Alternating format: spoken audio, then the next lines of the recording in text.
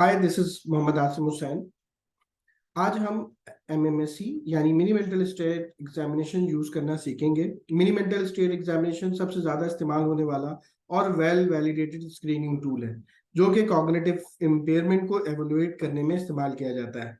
MMSC में 11 सवालों में कॉग्निटिव फंक्शन के 5 एरियाज को मेजर करना होता है।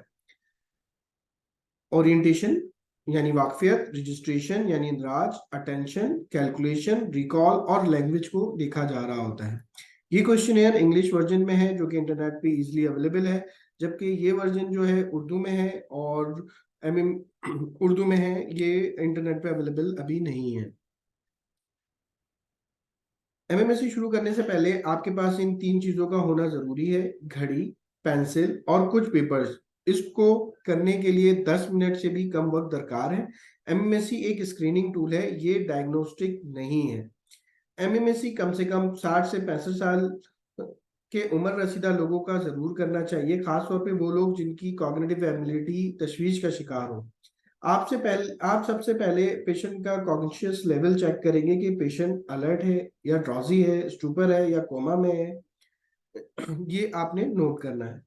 एमएमएससी के टोटल स्कोर 30 होते हैं। एमएमएससी की जब नॉर्मल स्केलिंग में हो तो डेट इज 27 to 30। 21 से 26 माइल्ड कॉग्निटिव इम्पेयरमेंट में पेशेंट आता है, जबकि 11 से 20 मॉडरेट कॉग्निटिव इम्पेयरमेंट या माइल्ड मॉडरेट डिमेंशिया, जबकि below 10 severe dementia cognitive impairment में पेशेंट होगा। एमएमएससी में देखना जरूरी है कि पेशेंट कितना पढ़ा लिखा है और आइज सही काम कर रही हैं, यानी ब्लाइंडनेस तो नहीं है। अगर ऐसा है तो डिनोमिनेटर में 3 नंबर्स कम हो जाएंगे और इसी तरह माइल्ड, मॉडरेट और सीवियर्स के नंबर्स भी 3-3 पीछे हो जाएंगे।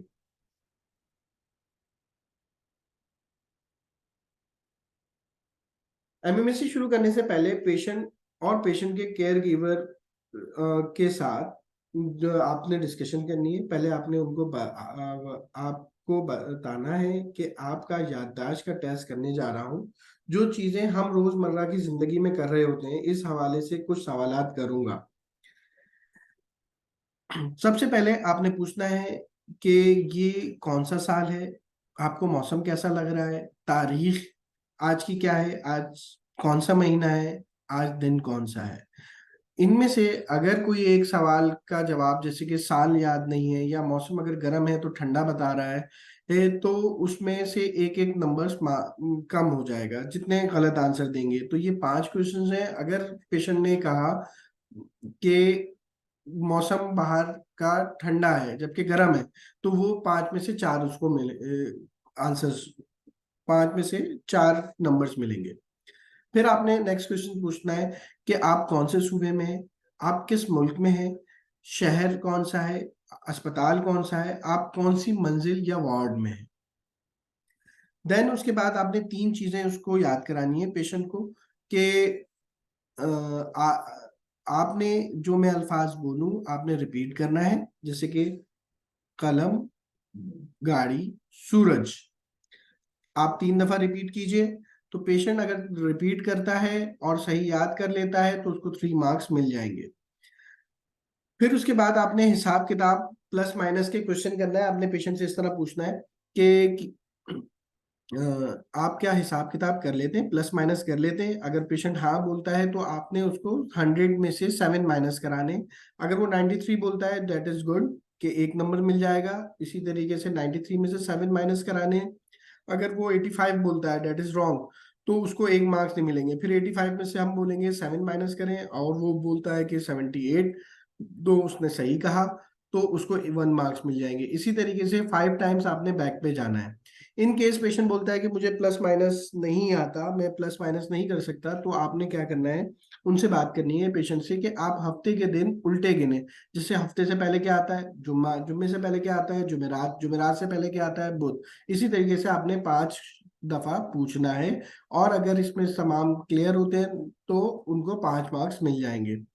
नेक्स्ट में आपने ये पूछना है कि अभी थोड़ी देर पहले मैंने आपको 3 चीजें याद कराई थी, क्या आप उसको रिकॉल कर सकते हैं।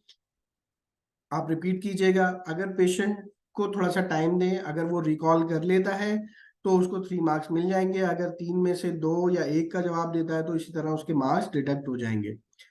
नेक्स्ट क्वेश्चन है कि पेंसिल और घड़ी की तरह इशारा करके पूछना है कि ये क्या है, लेकिन अगर डायरेक्ट पूछेंगे तो पेशेंट को मायूब लग सकता है। तो आपने ये पूछना है, क्या कभी ऐसा हुआ है कि आपको किसी चीज को पहचानने में मुश्किल हो, जैसे कि घड़ी की तरफ इशारा करना है ये क्या है घड़ी, और ये पेंसिल या पेन की तरफ इशारा करना है क्या है। तो वो अगर रिकग्नाइज कर लेता है तो उसको 2 मार्क्स मिल जाएंगे।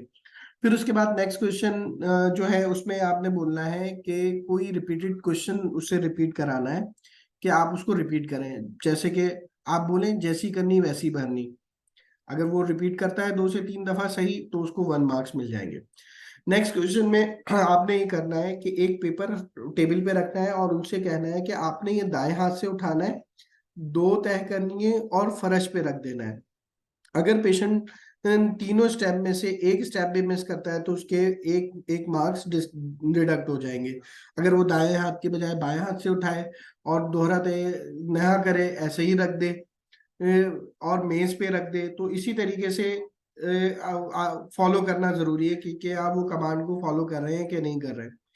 फिर उसके बाद आपने एक पेपर पे लिखना है, अपनी आंखें बंद करें, बड़ा बड़ा लिखना है, और लिखने के बाद आपने पेशेंट को दिखाना है कि मैंने जो इस पे लिखा है आप इस पर अमल करें।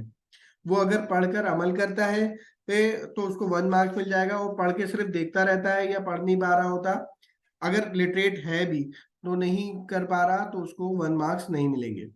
इसी तरीके से फिर आपने एक जुमला उन पेशेंट से लिखवाना है कि आपने बोले हैं कि इस पे कोई ऐसा जुमला लिखे जिसकी कोई पर्टिकुलर मीनिंग हो, जैसे पाकिस्तान मेरा मुल्क है। तो अगर वो सेंटेंस पूरा लिखते हैं सही तो पेशेंट को 1 मार्क्स मिलेगा। अगर कोई ऐसा सेंटेंस ना लिख सके जिसकी कोई मीनिंग ना हो तो वो उसको 1 मार्क्स नहीं मिलेंगे। देन उसके बाद ये एक फिगर है वो पेशेंट से बनवानी है कि ये आप यहाँ पे साइड पे बनवाएं। अगर पेशेंट ये बनाता है और कॉर्नर सही बनाए लेकिन सर्किल के अंदर सर्किल ना हो तो उसको 0 मार्क्स मिलेंगे। तो इसके अंदर जरूरी है कि सर्किल के अंदर सर्किल हो। एमएमएससी बहुत अच्छा स्क्रीनिंग टूल है, लेकिन एमएमएससी की कुछ लिमिटेशन भी हैं। जैसे और कंप्लीट क्लिनिकल असेसमेंट का मुकाबले नहीं हो सकता। अगर आपको एमएमएससी करने के बाद लगता है कि आपके पेशेंट का, आपके घर वालों का कॉग्निटिव डिक्लाइन हो रहा है तो आज ही अपने मॉलेज से राब्ता कीजिए। Thank you.